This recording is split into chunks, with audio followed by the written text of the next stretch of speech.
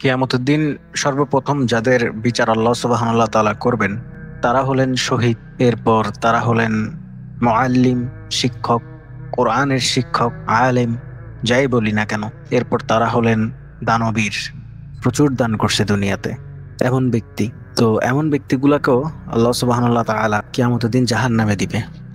কিন্তু কি কারণে দিবে সে সম্পর্কে রাসূলুল্লাহ সাল্লাল্লাহু আলাইহি ওয়াসাল্লাম আমাদেরকে জানিয়েছেন, কিয়ামতের দিন সর্বপ্রথম যে ব্যক্তিকে বিচারের জন্য পেশ করা হবে সে একজন শহীদ হবে, অর্থাৎ সে দুনিয়াতে শহীদ হয়েছে এমন একজন ব্যক্তি। তো তাকে আল্লাহর নিকট নিয়ে যাওয়া হবে। তারপর আল্লাহ তাকে তার নিয়ামত সম্পর্কে স্মরণ করিয়ে দিবেন, আর সেও তা স্মরণ করবে। এরপর আল্লাহ সুবহানাহু ওয়া তাআলা তাকে জিজ্ঞাসা করবেন, এত নিয়ামতের বিনিময়ে তুমি কি আমল করেছ? সে উত্তরে বলবে, আমি তোমার সন্তুষ্টির জন্য যুদ্ধ করেছি, জিহাদ করেছি, এমনকি শেষ পর্যন্ত জিহাদ করতে করতে আমি শহীদ হয়ে গেছি। তখন আল্লাহ সুবহানাহু ওয়া তাআলা বলবেন, তুমি মিথ্যা বলেছ, বরং তুমি লড়াই করেছো এই জন্য যে তোমাকে বাহাদুর বলা হবে, শক্তিশালী বলা হবে, বীর বলা হবে, এমনকি তোমাকে তা বলাও হয়েছিল দুনিয়াতে। তার ব্যাপারে আদেশ দেওয়া হবে তাকে উপর করে টানতে টানতে জাহান্নামে নিক্ষেপ করো। অর্থাৎ সে শহীদ হলো, দুনিয়াতে তার রক্ত ঝরালো, তার জীবনকে সে ব্যয় করে দিল, অথচ সে দুনিয়াও হারালো, আখিরাতও হারালো। এর পিছনে কারণ হলো রিয়া। সে লোক দেখানোর জন্য, লোকের মুখে সে সেলিব্রিটি হওয়ার জন্য সে যুদ্ধ করেছে। আরেক ব্যক্তি হলো, তাকে আল্লাহ সুবহানাহু ওয়া তাআলা কিয়ামতের দিন উপস্থিত করাবে এবং সে হবে আলেম, কারি।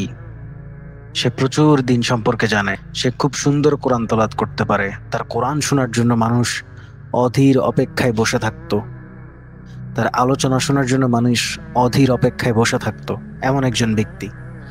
তো রাসূল সাল্লাল্লাহু আলাইহি ওয়াসাল্লাম ওই ব্যক্তি সম্পর্কে বলেছেন যে কিয়ামতের দিন ওই ব্যক্তিকে বিচারের জন্য উপস্থিত করা হবে যে নিজে ইলম শিক্ষা করেছে এবং অপরকে ইলম শিক্ষা দিয়েছে এবং কোরআন অধ্যয়ন করেছে। আল্লাহ তাকে তার নিয়ামত স্মরণ করাবেন এবং সে তা স্মরণ করবে। এরপর আল্লাহ তাকে জিজ্ঞাসা করবেন, এই নিয়ামতের জন্য তুমি কি আমল করেছো? সে বলবে, আমি ইলম শিক্ষা করেছি এবং অপরকে শিক্ষা দিয়েছি। আল্লাহ সুবহানাহু ওয়া তাআলা বলবেন, তুমি মিথ্যা বলেছো, তুমি আমার সন্তুষ্টির জন্য কোরআন অধ্যয়ন করনি, ইলম শিখো, অন্যকে শিখাওনি। তুমি এই জন্য ইলম শিক্ষা করেছো যে যেন তোমাকে বিদ্বান বলা হয়, এবং এই জন্য তুমি কোরআন পড়েছো যাতে তোমাকে কারি বলা হয়। তোমাকে বিদ্বানও বলা হয়েছে দুনিয়াতে, কারিও বলা হয়েছে দুনিয়াতে। এরপর তার সম্পর্কে আদেশ দেওয়া হবে তাকে উপর করে টানতে টানতে জাহান্নামে যাতে নিয়ে যাওয়া হয়। এরপর আরো একজন ব্যক্তির সম্পর্কে রাসূলুল্লাহ বলেন যে আরো একজন ব্যক্তি যে প্রচুর ধন সম্পদের মালিক হবে। আল্লাহ প্রথমে তাকে তার নিয়ামতের কথা স্মরণ করিয়ে দিবে।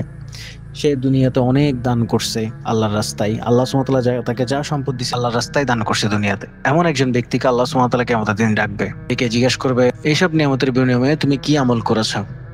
সে বলবে, যেসব ক্ষেত্রে সম্পদ ব্যয় করা তুমি পছন্দ করতে আমি সেখানে সম্পদ ব্যয় করেছি, তোমার সন্তুষ্টির জন্য সব সম্পদই আমি ব্যয় করেছি। আল্লাহ বলবেন, তুমি মিথ্যা বলেছ, বরং তুমি এই জন্য দান করেছো যে তোমাকে যাতে দানবীর বলা হয়, এমনকি তোমাকে দানবীর বলাও হয়েছে দুনিয়াতে। তারপর তার সম্পর্কে আদেশ দেওয়া হবে তাকে যাতে উপর করে জাহান্নামে নিক্ষেপ করে।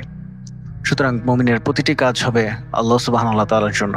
সে দুনিয়ার কোনো স্বার্থ খুঁজে না, সে দুনিয়ার কিছু পাবে এই কারণে সে কিছু করে না, সে শুধুমাত্র কাজ করে আল্লাহ সুবহানাহু ওয়া তাআলার জন্য। আল্লাহর পছন্দনীয় কাজ সে করতেছে, কিন্তু পছন্দনীয় কাজ আল্লাহর, কিন্তু তার নিয়ত হলো দুনিয়া বা দুনিয়ার মানুষকে সন্তুষ্ট করার জন্য বা দুনিয়া পাওয়ার জন্য। তাহলে এই কাজ করে কোনো লাভ হবে না।